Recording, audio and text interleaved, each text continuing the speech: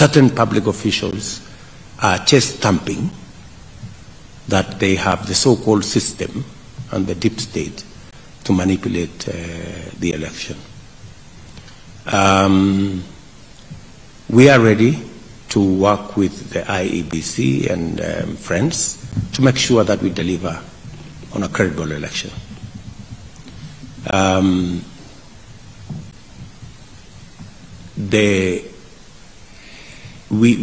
We expect that everybody who is concerned, including the EU, to try and get as much detail as possible, both from the IEBC and from these public officials, on what this all is about and how did close to 1 million names disappear from the register.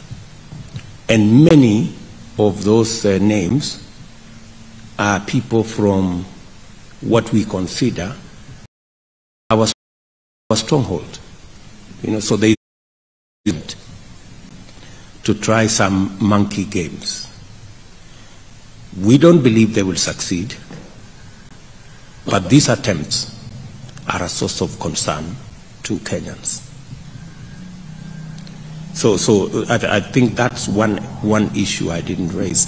As we go into this election, first, we believe as the Kenya Kwanza team that the way to the future is to complete the implementation of the 2010 Constitution, not to amend it. We don't believe that mutilating the Constitution before its full implementation is the way to go. We believe that we should operationalize all the institutions already provided in the 2010 Constitution.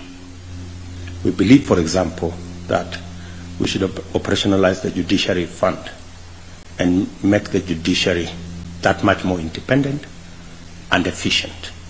That's very critical to us.